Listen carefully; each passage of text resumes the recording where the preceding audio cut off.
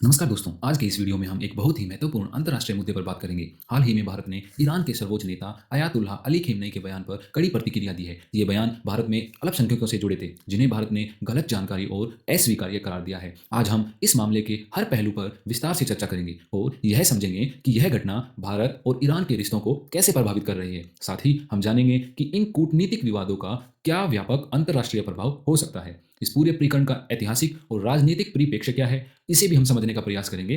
तो चलिए दोस्तों, शुरू करते हैं। दोस्तों, भारत और ईरान के रिश्ते बहुत ही पुराने और गहरे हैं। इन दोनों देशों के बीच सांस्कृतिक, राजनीतिक और आर्थिक रिश्ते सदियों से चले आ रहे हैं। पर हाल ही में ईरान के सर्वोच्च नेता खamenei द्वारा भारत में अल्पसंख्यकों के हालात पर दिए गए बयानों ने इन रिश्तों में तनाव पैदा कर दिया है। यह बयान ऐसे समय में आया है जब दुनिया भर में अल्पसंख्यकों के अधिकारों और धार्मिक स्वतंत्रता पर गहन चर्चा हो रही है। साथ ही यह देखना भी जरूरी है कि यह विवाद दोनों देशों के व्यापार और रणनीतिक साझेदारी पर किस प्रकार का असर डाल सकता है। इस संदर्भ में हम समझेंगे कि कूटनीतिक दृष्टिकोण से यह मुद्दा कितना संवेदनशील है।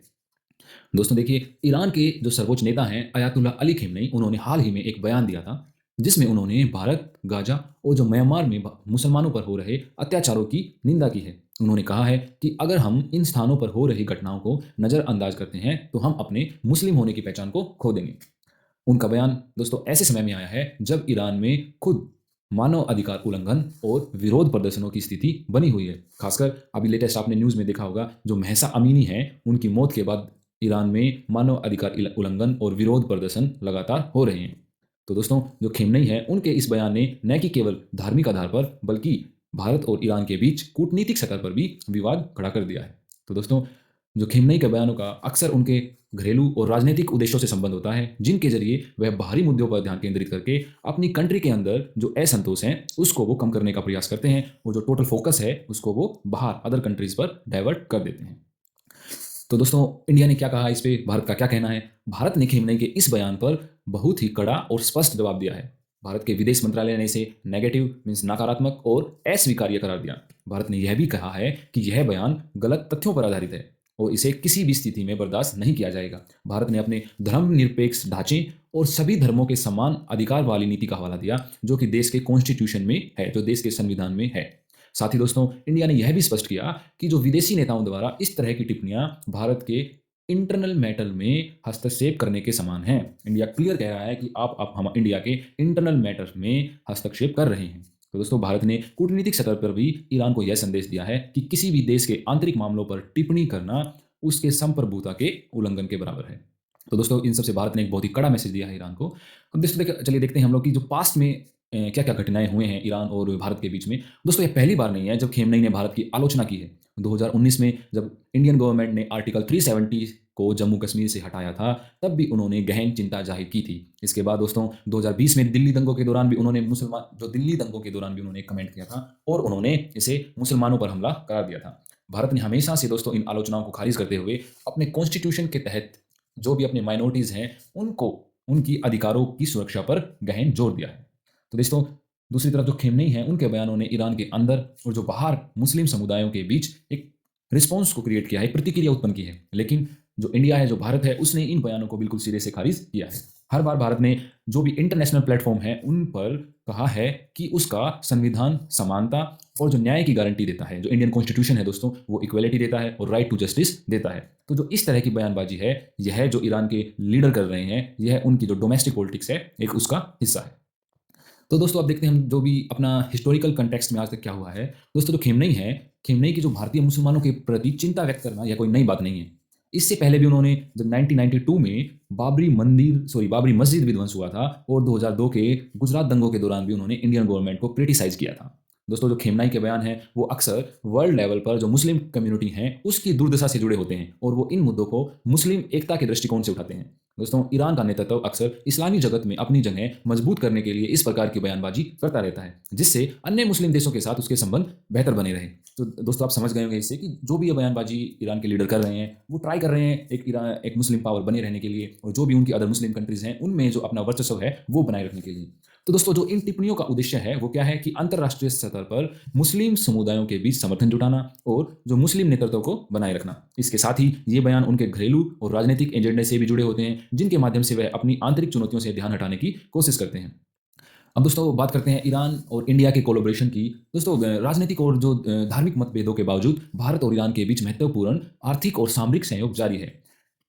शाहिद बेहेश्ती पोर्ट टर्मिनल के तहत दोनों देशों ने मिलकर एक ट्रेड रूट को डेवलप किया है, जो कि भारत के लिए पॉलिटिकल एंगल से बहुत ही इंपॉर्टेंट है।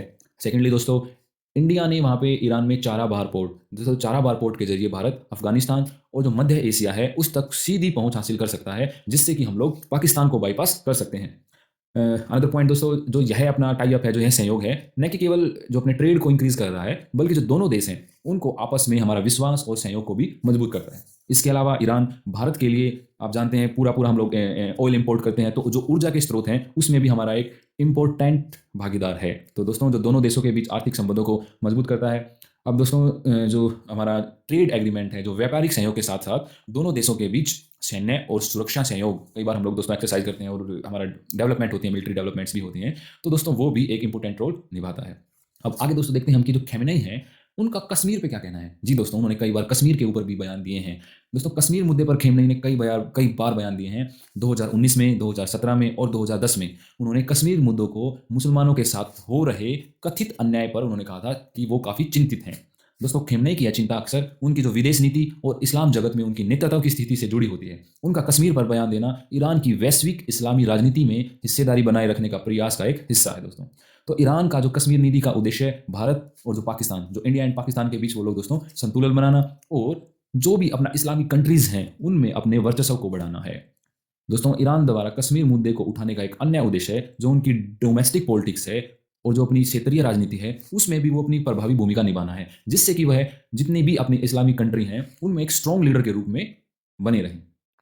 अब दोस्तों जो Indian ministry of external affairs है उसका इस पर क्या कहना है।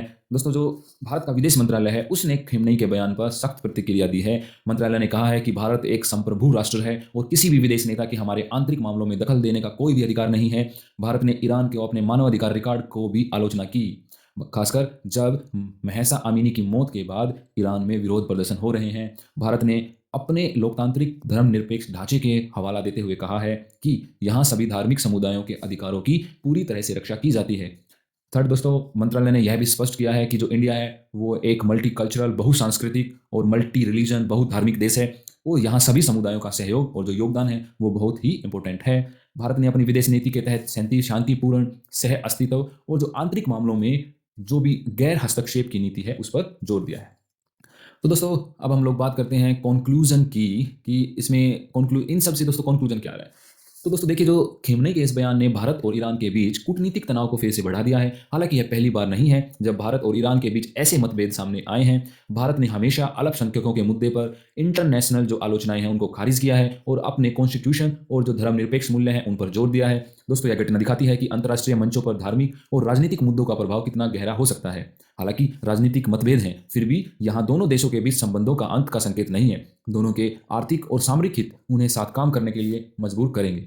आने वाले समय में हमें यह देखना होगा कि ये कूटनीतिक मतभेद दोनों देशों की द्विपक्षीय साझेदारी पर किस प्रकार का प्रभाव डालते हैं। सबसे महत्वपूर्ण बात यह है कि ऐसे विवादों को बातचीत और कूटनीति के जरिए सुलझाया जा सकता है और दोनों देशों को आपसी समझदारी पर जोर देना जरूरी है। तो दोस्तों ये था आज का वीडियो जिसमें हमने भारत और ईरान के बीच हालिया विवाद को समझा। ऐसे अंतर्राष्ट्रीय मुद्दों पर जागरूक होना और सही जानकारी रखना बेहद जरूरी है। अगर आपको यह वीडियो पसंद आया हो तो कृपया लाइक करें, शेयर करें और हमारे चैनल को सब्सक्राइब करें ताकि आपको ऐसी ही और जानकारियां और वीडियो मिलते रहें। दोस्तों आपके क्या विचार हैं इस मुद्दे पर, नीचे कमेंट करके हमें जरूर बताएं। धन्यवाद और अगले वीडियो में कुछ इंटरेस्टिंग जानकारी के साथ फिर मिलते हैं आपको। Thanks for watching. Thanks a lot.